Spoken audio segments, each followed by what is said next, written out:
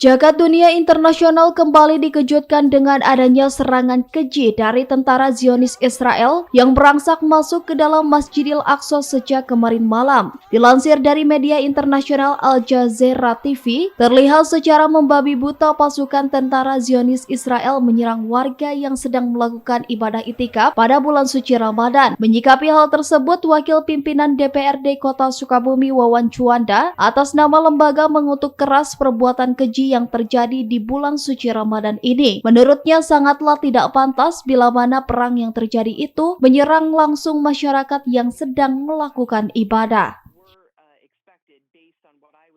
Ya, saya mengatasnamakan juga DPRD Kota Sukabumi dalam hal ini sepakat dengan teman-teman mengutuk dengan keras atas perlakuan keji kejamnya Israel yang sampai detik ini mereka tidak pernah juga menghentikan penjajahan, yang mana ini bentuk luar biasa yang tidak diperbolehkan oleh negara kita sejak dalam pembukaan Undang-Undang Dasar 45 bahwa penjajahan di atas dunia harus dihapuskan karena tidak sesuai dengan perikatan dan perikeadilan. Apalagi semalam itu perbuatan yang kami tidak bisa tolerir, ya, Masjid Al-Aqsa, salah satu masjid suci umat Islam, di mana kami umat muslim sedang melakukan itikaf dan juga ibadah di bulan Ramadan, diganggu dan juga dikotori oleh para penjajah yang memang mereka betul-betul benci kepada umat Islam.